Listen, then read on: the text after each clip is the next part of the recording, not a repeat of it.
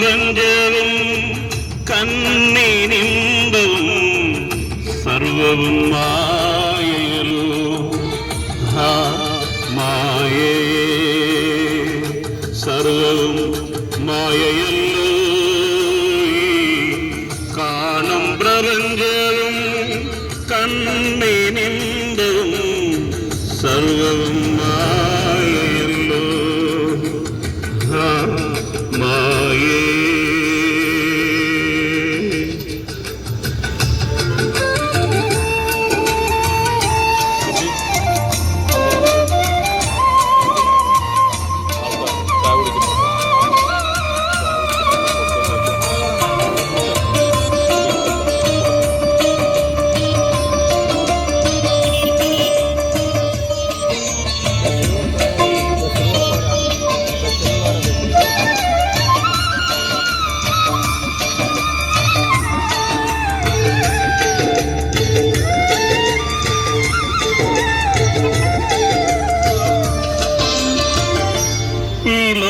ജീവിതം പുല്ലിനു തുല്യമല്ലോ. പാടിപ്പോകും വേറും പൂ പോലെ. ഈ ലോക ജീവിതം പുല്ലിനു തുല്യമല്ലോ. വാടിപ്പോകും വേറും പൂ പോലെ. ആയുസ് 4 വീരൽ നീലമേയുള്ളതിനാൽ. ആയുസ് 4 വീരൽ നീലമേയുള്ളതിനാൽ വേഗമുണർന്നിടുക സഹജ. വേഗമുണർന്നിടുക. മായേ സർവവും മായയല്ലോ. കാണും പ്രപഞ്ചവും കണ്ണിനിമ്പവും സർവവും മായയല്ലോ. മായേ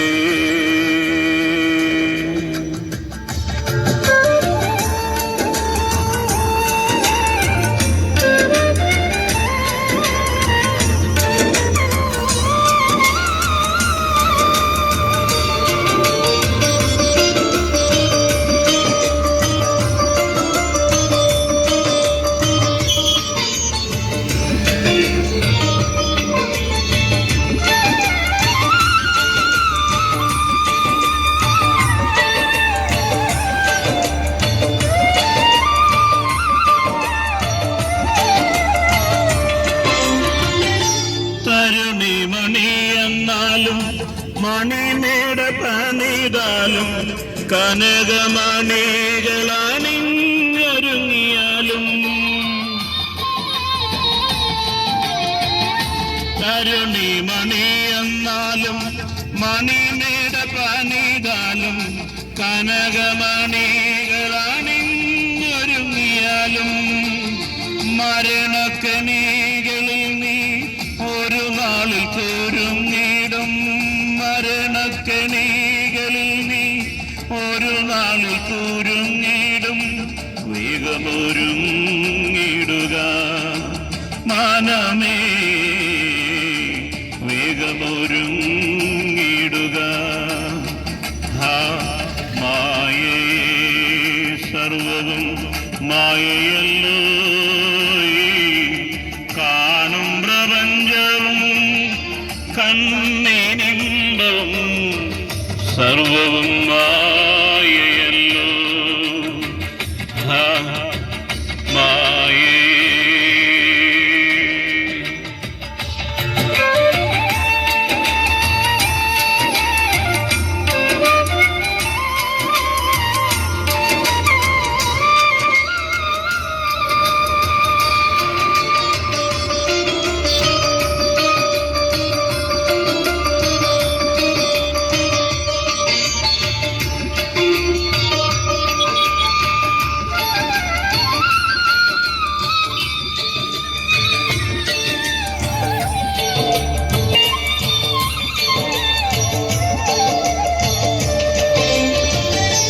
മായമില്ലാത്ത നാട് മായമില്ലാത്ത വീട് മാലാഖമാർ സ്തുതികൾ പാടിടും നാട്. മായമില്ലാത്ത നാട് മായമില്ലാത്ത വീട് മാലാഖമാർ സ്തുതികൾ പാടിടും നാട്. മഹിമയേറുന്ന നാട് സ്വർലോക ഭാഗ്യനാട്. മഹിമയേറുന്ന നാട് സ്വർലോക ഭാഗ്യനാട്. നമ്മുടെ ശാശ്വതനാട് വരിക, നമ്മുടെ ശാശ്വതനാട്. മായേ സർവവും മായയല്ലോ, കാണും പ്രപഞ്ചവും കണ്ണിനിമ്പവും സർവവും മായയല്ലോ. മായേ സർവവും മായയല്ലോ, കാണും പ്രപഞ്ചവും കണ്ണിനിമ്പവും സർവവും മായയല്ലോ. മായേ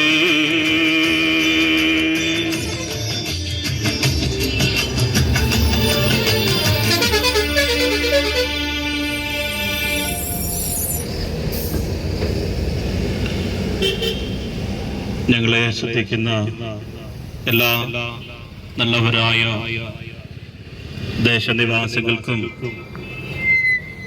ഇതുവഴി യാത്ര ചെയ്യുന്ന വാഹനമോടിക്കുന്ന എല്ലാ പ്രിയപ്പെട്ടവർക്കും ഞങ്ങളുടെ സന്ധ്യാവന്ദനങ്ങൾ അറിയിക്കുകയാണ്. വടക്കാഞ്ചേരി ഒട്ടുപാറ അസംബ്ലീസ് ഓഫ് ഗോഡിന്റെ നേതൃത്വത്തിൽ വടക്കാഞ്ചേരിയുടെ വിവിധ ഇടങ്ങളിൽ ഇന്ന് സമൂഹം അനുഭവിക്കുന്നതായ തിന്മകൾക്കെതിരെ നാം ഭയപ്പെടുന്നതായ, നമ്മുടെ തലമുറയെ കുറിച്ചോർത്ത് ഭയപ്പെടുന്നതായ ലഹരിയുടേതായ അല്ലെങ്കിൽ മദ്യത്തിൻ്റെതായ അമിതമായ ഉപയോഗ നിമിത്തം നമ്മുടെ തലമുറകൾ തകരുന്നു, കുടുംബങ്ങൾ തകർന്നുകൊണ്ടിരിക്കുന്നു. അതിനെതിരെ ഒരു ബോധവൽക്കരണമായിട്ടാണ് ഇവിടെ ഞങ്ങൾ കടന്നു വന്നിരിക്കുന്നത്. കാരണം ഇന്നിന്റെ തലമുറയ്ക്ക് ഇത് അത്യാവശ്യമാണ് എന്ന് മനസ്സിലാക്കിയത് കൊണ്ടാണ് ഞങ്ങൾ ഈ ബോധവൽക്കരണമായിട്ട് ഈ പ്രദേശത്തും കടന്നു വന്നിരിക്കുന്നത്. നമുക്കറിയാം, നമ്മുടെ സർക്കാർ ഒത്തിരി ബോധവൽക്കരണങ്ങൾ നടത്തുന്നുണ്ട്. അപ്പോൾ തന്നെ അടുത്ത പരിപാടിയും അവർ ചെയ്തുകൊണ്ടിരിക്കുകയാണ്. കഴിഞ്ഞ ദിവസങ്ങളിൽ വാർത്താ മാധ്യമങ്ങളിൽ നിറഞ്ഞു നിന്ന ഒരു സംഭവമാണ്.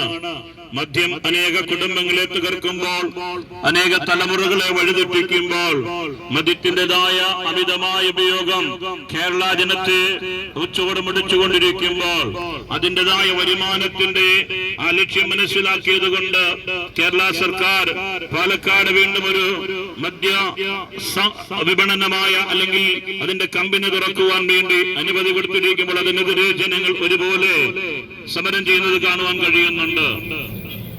ഒരു സൈഡിൽ സർക്കാരിന്റെ ബോധവൽക്കരണം നടക്കുന്നുണ്ട്, മറു സൈഡിൽ അതിനെ പ്രോത്സാഹിപ്പിക്കുന്ന ഒരു സംവിധാനവും നമുക്ക് കാണുവാൻ കഴിയുന്നുണ്ട്. കാരണം കേരള സർക്കാരിന് ഏറ്റവും കൂടുതൽ വരുമാനം ലഭിക്കുന്ന ഒരു മാർഗമാണ് മദ്യമെന്ന് ഞാൻ പറയാതെ നിങ്ങൾക്കറിയാം.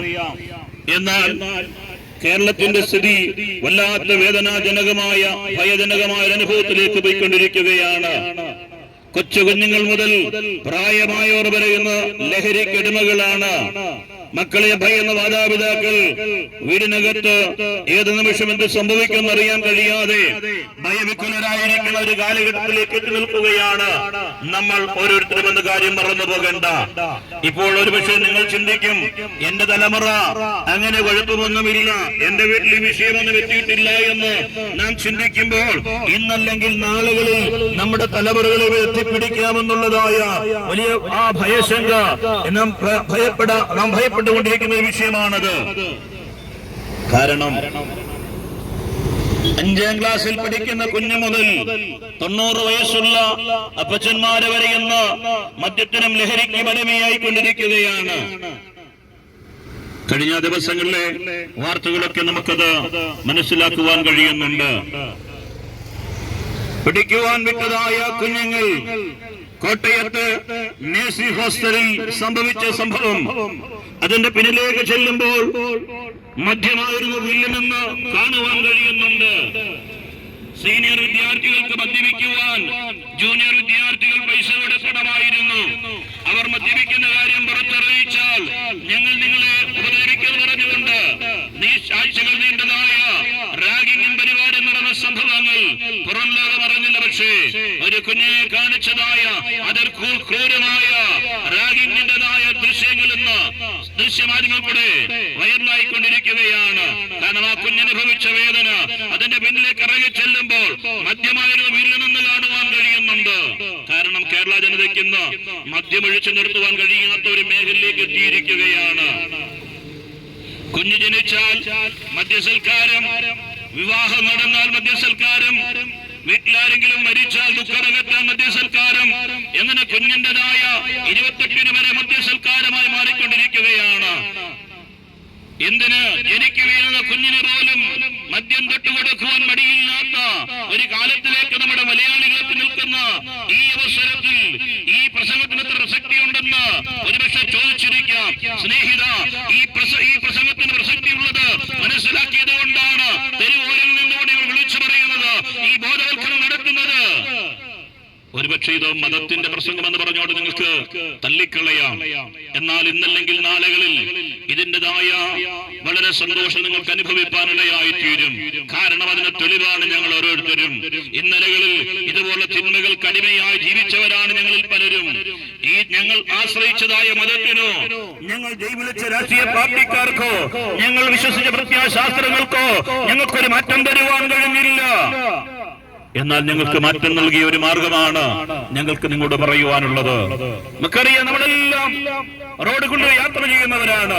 ഒന്നെങ്കിൽ ബസ്സിൽ, അല്ലെങ്കിൽ ബൈക്കിൽ, അല്ലെങ്കിൽ കാറിൽ, അല്ലെങ്കിൽ മറ്റൊരാളുടെ വണ്ടിയിലൊക്കെയും യാത്ര ചെയ്യുന്നവരാണ് നമ്മളൊക്കെയും.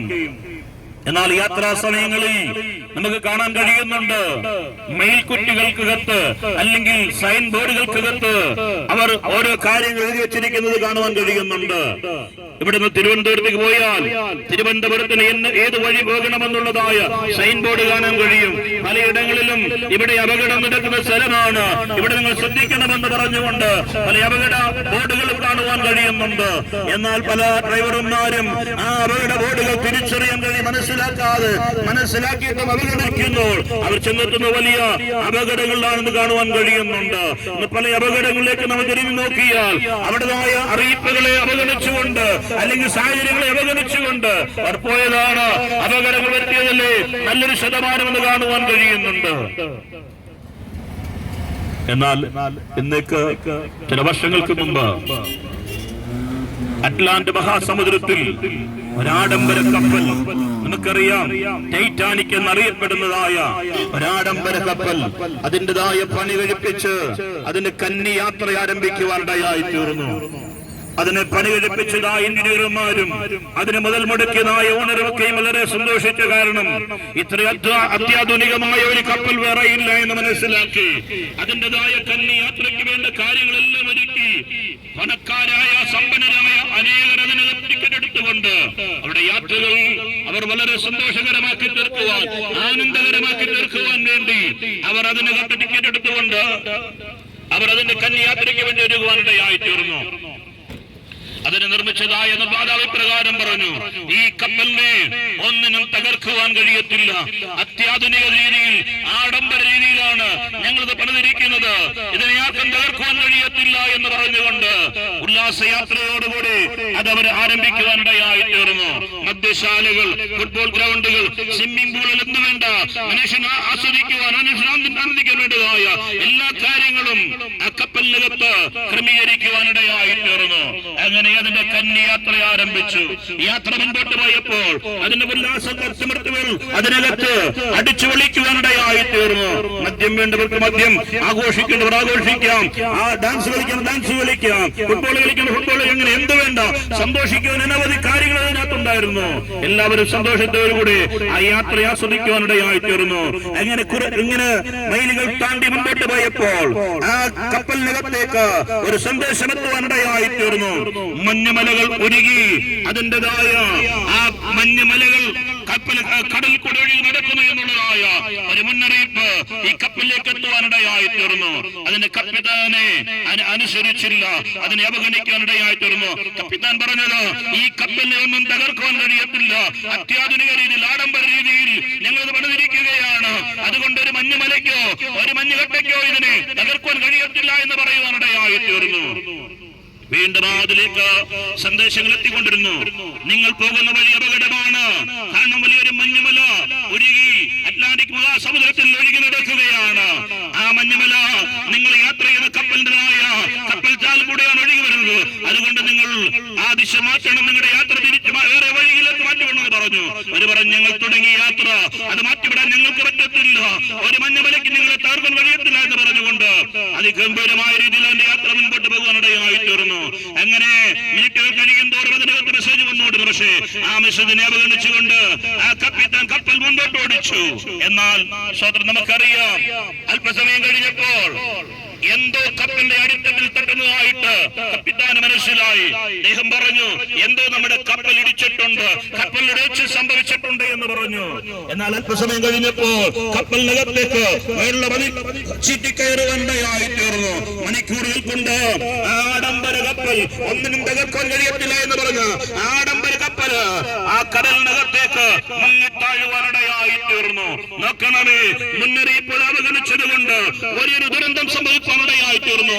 സ്നേഹിത, ഞങ്ങൾ വിളിച്ചു പറയട്ടെ, ഞങ്ങളൊരു മുന്നറിയിപ്പായി വിളിച്ചു പറയുകയാണ്. നിങ്ങളത് സ്വീകരിക്കാം അല്ലെങ്കിൽ തള്ളിക്കളയാം, പക്ഷേ ഒരു കാര്യം തിരിച്ചറിയാം, ഇന്നല്ലെങ്കിൽ ഞാൻ നീ മരണത്തിന് കീഴ്പ്പെടാം. മരണം കൊണ്ട് തീർന്നു എന്ന മനുഷ്യൻ വിധി എഴുതുമ്പോൾ സ്നേഹിത, മരണം കൊണ്ട് മനുഷ്യ ജീവിതം തീരുന്നില്ല കേട്ടോ.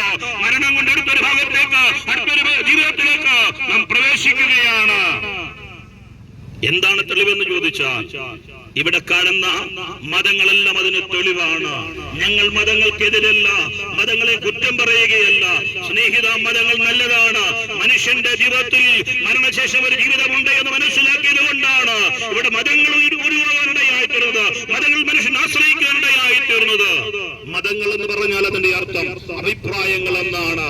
മരണശേഷം ഒരു ജീവിതമുണ്ട് എന്ന് മനുഷ്യൻ മനസ്സിലായത് കൊണ്ടാണ്, തന്റെ ഉള്ളിന്റെ ഉള്ളിൽ കുടികൊണ്ടതായ തന്റെ പ്രവൃത്തികൾ തിന്ന പ്രവൃത്തിയാണ് മനസ്സിലായത് കൊണ്ടാണ് മനുഷ്യൻ മതങ്ങളെ ആശ്രയിക്കാനിടയായി തീർന്നത്. മതങ്ങൾ പറഞ്ഞതായ മതങ്ങൾ അഭിപ്രായം പറഞ്ഞതായ കർമാചാരങ്ങളും പുണ്യാചാരങ്ങളും മനുഷ്യൻ ആശ്രയിക്കാനിടയായി തീർന്നത്. തന്റെ ഉള്ളിലെ പാപം, താൻ ചെയ്ത തിന്മകൾ, അത് തന്റെ ആത്മാവിന് നിത്യശാന്തി ലഭിക്കാൻ കഴിയത്തില്ല എന്ന് മനസ്സിലായത് കൊണ്ട് അവൻ മതത്തിൻ്റെതായ ക്രമങ്ങളും കർമ്മങ്ങളും ആചാരങ്ങളും ചെയ്യാനിടയെത്തും. അതിന് കാരണം മരണശേഷം എന്റെ ആത്മാവ് ശാന്തി പ്രാപിക്കണം, മരണശേഷം എന്റെ ആത്മാവിന് പുണ്യം നേടണം, മരണശേഷം എന്റെ ആത്മാവിന് ശാന്തി കിട്ടുമെന്നുള്ള ആഗ്രഹത്തോടു കൂടിയാണ് അവൻ മതങ്ങളുടെ മതകർമാചാരങ്ങൾ ആശ്രയിക്കാനിടയായി തീർന്നത്. അപ്പോൾ മതങ്ങൾ വിളിച്ചു പറഞ്ഞൊരു സത്യമുണ്ട്, മരണശേഷം ഒരു ജീവിതമുണ്ട് എന്ന്. എന്നാൽ സ്നേഹിത, ബൈബിൾ ഇങ്ങനെ പറയുന്നു, നിന്റെ മരണശേഷമുള്ള ജീവിതത്തിന് വേണ്ടി മരണശേഷം നിനക്ക് ചെയ്താൽ പോരാ, ജീവനോടിരിക്കുന്ന കാലത്ത് നിന്റെ ആത്മാവിന് വേണ്ടി നീ പ്രവർത്തിക്കുവാനിടയായി തീരണം. കാരണം മനുഷ്യൻ ഇന്ന് തിന്മയ്ക്കടിമയാണ്, മനുഷ്യന്റെ ഉള്ളിൽ തിന്മ കുടികൊള്ളുന്നത് കൊണ്ടാണ് ഇന്ന് മനുഷ്യൻ തെറ്റിൽ നിന്ന് തെറ്റിലേക്ക് പോകാനിടയായിത്തീരുന്നത്. ഞാനൊരു ഉദാഹരണം പറഞ്ഞുകൊണ്ട് ഞാൻ ആ വിഷയത്തിലേക്ക് സമത്വ വരുത്താൻ ആഗ്രഹിക്കുകയാണ്. ഇന്നേക്ക് ചില മാസങ്ങൾക്ക് മുമ്പ് ഇടുക്കിയിൽ നടന്നൊരു സംഭവം. ഒരു പ്രായം ചെന്ന അപ്പച്ചൻ, 80 വയസ്സുള്ള അപ്പച്ചൻ 5 വയസ്സുള്ള ഒരു പെൺകുട്ടിയെ പീഡിപ്പിക്കുവാനിടയായി തീർന്നു. അങ്ങനെ പോലീസ് പിടിച്ച് അദ്ദേഹത്തെ ജയിലിലടച്ചപ്പോൾ അങ്ങനെ ജയിലിൽ കിടന്ന ഒരു ദിവസം ഒരു അധികാരി വന്നതിനോട് ചോദിക്കുകയാണ്, ഹേ മനുഷ്യ, നിങ്ങൾക്ക് ഇത്രയും പ്രായമില്ലേ? നിങ്ങളുടെ കൊച്ചുമകളാകാൻ പ്രായമല്ലേ ഉള്ളൂ? ആ പെൺകുട്ടിക്ക് 5 വയസ്സല്ലേ ഉള്ളൂ, പിന്നെ എന്താണ് നിങ്ങൾ ഇങ്ങനെ ചെയ്തെന്ന് ചോദിക്കാനിടയായിട്ടുള്ളത്? ആ പിതാ പറഞ്ഞൊരു കാര്യമുണ്ട്, ശരിയാണ്, ഞാൻ ചെയ്തത് ഏറ്റവും വലിയ തെറ്റാണ്, അത് പാപമാണെന്ന് എനിക്കറിയാമായിരുന്നു, ചെയ്യരുതെന്ന് എനിക്കറിയാമായിരുന്നു. പക്ഷേ ഒരു കാര്യം, ആരും ഭവനത്തിലില്ലായിരുന്നു, ആ കൊച്ചും ഞാനും ധരിച്ചേ ഉള്ളായിരുന്നു. പക്ഷേ അന്ന് വരെ, അതിനു മുമ്പ് വരെ എന്റെ കൊച്ചുമകളുടെ മകളായിട്ട് ഞാൻ അവളെ സ്നേഹിക്കുകയും ലഹളയ്ക്കുകയും എന്റെ മടിയിലിരുത്തുകയും താലോളിക്കുകയും അവർക്ക് വേണ്ടിയൊക്കെ മേടിച്ചു കൊടുക്കുകയും ചെയ്തിരുന്നു. പക്ഷേ ആരുമില്ലാത്തൊരു സാഹചര്യം, എന്റെ അകത്തുറങ്ങിക്കിടുന്ന പാപം എഴുന്നേൽക്കുവാനിടയായിത്തീർന്നു. ആ പാപം എന്റെ ഉള്ളിൽ ഉണർന്നു കഴിയുമ്പോൾ സാഹചര്യം അനുകൂലമായി വന്നപ്പോൾ ഞാനത് ചെയ്തു പോയി എന്ന് ആ പിതാ പറയുവാനിടയായിത്തീർന്നു. സ്നേഹിത, സകല മനുഷ്യരുള്ളിലും പാപമുണ്ട് എന്ന് സാഹചര്യം വരുമ്പോൾ നിന്നെ കൊണ്ടത് തെറ്റ് ജീവിപ്പിക്കുവാനിടയായിത്തീരും. ഈ പാപത്തിന് പരിഹാരം വരുത്തുവാൻ വേണ്ടിയാ പല കർമാചാരങ്ങളും പുണ്യാചാരങ്ങളും ചെയ്യുന്നത്. എന്നാൽ ഒരു കാര്യം വിളിച്ചു പറയട്ടെ, മറ്റൊരു രക്ഷയില്ല. രക്ഷിക്കപ്പെടുവാൻ ആകാശനീതി ഭൂമിയിലൂടെ നൽകപ്പെട്ട ഒരു നാമം യേശു ക്രിസ്തുവിന്റെ നാമമാണ്. കാരണം യേശു ഈ ഭൂമിയിലേക്ക് വന്നത് മാനവജാതിയുടെ പാപത്തിന് പരിഹാരം നൽകുവാൻ വേണ്ടിയാ. ഇവിടെ എല്ലാവരും ജനിക്കുന്നത് ജീവിക്കാൻ വേണ്ടിയാണ്. 90 വയസ്സുള്ള അമ്മച്ചിക്കും പനി വന്നാൽ കൊച്ചുമക്കളും മക്കളും ആ അമ്മച്ചിയെ കൊണ്ട് ഹോസ്പിറ്റലിലേക്ക് ഓടുവാനിടയായിട്ടുണ്ട്. കാരണം 90 വയസ്സുള്ള അമ്മച്ചിയല്ലേ, മരിക്കട്ടെ എന്നൊരു ചിന്തിക്കത്തില്ല. അമ്മച്ചിക്ക് എത്ര ആയുസോട് ജീവിക്കാൻ പറ്റുമോ അത്രയും ആയുസോട് ജീവിക്കണമെന്ന ആഗ്രഹത്തോടു കൂടി മക്കളും കൊച്ചുമക്കളും ആശുപത്രിയിലേക്ക് കൊണ്ടുപോകുന്നത്. കാരണം ഒരു മനുഷ്യനും മരിക്കുവാൻ ആഗ്രഹമില്ല. എന്നാൽ ഇവിടെ മരിക്കുവാൻ വേണ്ടി ഒരുവൻ അവതരിക്കുവാൻ ഇടയായിത്തീർന്നു. അത് ഞങ്ങൾ പ്രസംഗിക്കുന്ന നസറനായ യേശു ക്രിസ്തുവാണ്. യേശു ജനിക്കുന്നതിന് മുമ്പ് യേശു ക്രിസ്തുവിനെ കുറിച്ച് പറഞ്ഞത് മാനവജാതി പാപത്തിന് പരിഹാരത്തിന് വേണ്ടി ഒരുവൻ ഉലകത്തിലേക്ക് ജനിപ്പാനിടയായിത്തീരും. അവൻ നിങ്ങളുടെ മനുഷ്യ പാപത്തിന് രക്ഷിക്കാനിരിക്കുകൊണ്ട് യേശു എന്ന പേരിടണമെന്ന് പറയുവാനിടയായിത്തീർന്നു. എന്താ യേശു എന്ന പേരിന്റെ അർത്ഥം? രക്ഷകൻ എന്നാണ്. നമുക്കറിയാം, നമ്മുടെ വീടുകളിൽ കുഞ്ഞുങ്ങൾക്ക് പഠിക്കാൻ കൊടുക്കുന്ന നിഘണ്ടു എടുത്ത് നോക്കിയാൽ അതിനകത്ത് സേവ്യർ എന്നൊരു പദമുണ്ട്. ഏറ്റവും അധികം പ്രചാരത്തിരിക്കുന്ന ഒരു നിഘണ്ടുവാണ് രാമലിംഗം പിള്ളയുടെ എഴുതിയ നിഘണ്ടു എന്ന് പറയുന്നത്. ആ രാമലിംഗം പിള്ള എഴുതിയ, അല്ലെങ്കിൽ ആ അക്രൈസ്തവനായ രാമലിംഗം പിള്ള എഴുതിയ നിഘണ്ടുവിനകത്ത് പല ഇംഗ്ലീഷ് വാക്കുകൾ തനിക്ക് അർത്ഥം കണ്ടെത്തി എഴുതുവാനിടയായിത്തീർന്നു. എന്നാൽ അദ്ദേഹം എഴുതിയത് വന്നപ്പോൾ സേവ്യർ എന്ന പദത്തിന് അർത്ഥമെഴുതിയ രക്ഷകൻ എന്നാണ്. ആ രക്ഷകന്റെ പദത്തോട് ചേർത്ത് വയ്ക്കുവാൻ അനേക പേരുകൾ നമ്മുടെ സമൂഹത്തിലുണ്ട്, അനേക മഹാന്മാരുടെ പേരുകളുണ്ട്. പക്ഷേ അതിനകത്ത് ചേർത്തെഴുതിയ ഒരൊറ്റ പേരേ ഉള്ളൂ, സേവ്യർ സമം രക്ഷകൻ സമം യേശു ക്രിസ്തു. എന്ത് എഴുതുവാനിടയായിത്തീർന്നത്? യേശു രക്ഷകനാണ്. സ്നേഹിത, നിന്റെ പാപത്തിന് പരിഹാരം നൽകുക, ഇന്ന് അറിവുകരിക്കുന്ന സകല വിഷയത്തിനും പരിഹാരം നൽകുക യേശു മാത്രമാണ് പാപപരിഹാരകൻ. യേശു മാത്രമാണ് നിന്റെ രക്ഷകനായിരിക്കുന്നത്. അതുകൊണ്ടാണ് സ്നേഹിത ഈ തെരുക്കോണിൽ നിന്നുകൊണ്ട് വിളിച്ചു പറയുന്നത്, ഇതൊരു മതത്തിന്റെ പ്രസംഗമല്ല, ഇതൊരു സഭയുടെ പ്രസംഗമല്ല. സ്നേഹിത, മാനവജാതിക്ക് രക്ഷ നൽകുക ഈ ഉലകത്തിലേക്ക് അവതരിച്ച ഒരവതാരമേ ഉള്ളൂ, അത് യേശു ക്രിസ്തു മാത്രമാണ്. യേശുവിനെ വിശ്വസിച്ചാൽ നിന്റെ പാപത്തിന് പരിഹാരമുണ്ട്. സ്നേഹിത, ഒരു കാര്യം ഞാൻ വിളിച്ചു പറയട്ടെ, 6 അടി മണ്ണിനകത്തൊതുങ്ങിയിട്ട് നിനക്ക് വേണ്ടി ചെയ്യുന്ന പ്രാർത്ഥനകളോ പൂജകളോ ഒന്നും നിന്റെ ആത്മാവിനെ നേടുവാനിടയായിത്തീരത്തില്ല. അഗ്നിനാളങ്ങൾ നിന്റെ ശരീരത്തെ ദഹിപ്പിച്ചു കഴിഞ്ഞിട്ട് നിനക്ക് ഒരു പ്രവൃത്തിയും നിന്റെ ആത്മാരക്ഷ നേടുവാനിടയായിത്തീരത്തില്ല.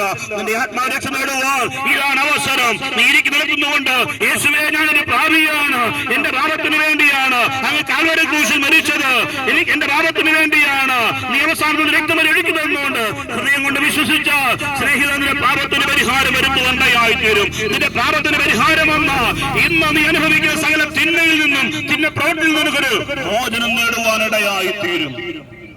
അതുകൊണ്ടാണ് സ്നേഹിത തിരുവാറിൽ നിന്നുകൊണ്ട് ഞങ്ങൾ വിളിച്ചു പറയുന്നത്, മറ്റൊരുത്തൻ രക്ഷയില്ല. നാം രക്ഷിക്കപ്പെടുവാൻ ആകാശത്തിന്റെ മനുഷ്യരുടെ നൽകപ്പെട്ട ഒരേ ഒരു നാമം യേശു ക്രിസ്തുവിന്റെ നാമം എന്ന് വിളിച്ചു പറയുന്നത്. അതുകൊണ്ട് ഇന്ന് പകൽക്കാലം ആ യേശുവിന്റെ രക്തത്താൽ പാപോദനം പ്രാപിച്ചുകൊണ്ട് സകല തിന്മയിൽ നിന്ന് വിടുതൽ പ്രാപിക്കുവാൻ ഞാൻ നിങ്ങളെ ആഹ്വാനം ചെയ്യുകയാണ്. നീ മദ്യത്തിനടിമയാണോ? ലഹരിയിൽ നിന്ന് നിനക്ക് മോചനം നേടുവാൻ കഴിയുന്നില്ലയോ? നിന്റെ കുടുംബത്തിൽ സ്വസ്ഥതയില്ലയോ? സമാധാനമില്ലയോ? ഒരു കാര്യം വിളിച്ചു പറയട്ടെ, ആത്മഹത്യ ഒന്നിനും പരിഹാരമല്ല കേട്ടോ. നിന്റെ സകല വിഷയത്തിനും പരിഹാരം യേശു ക്രിസ്തുവിലുണ്ട്. ആ യേശുവേ, എന്റെ ഹൃദയത്തിലേക്ക് വരണമേ, എന്റെ കുടുംബത്തിലേക്ക് വരണമേ എന്ന് ആര് പ്രാർത്ഥിക്കുന്നു?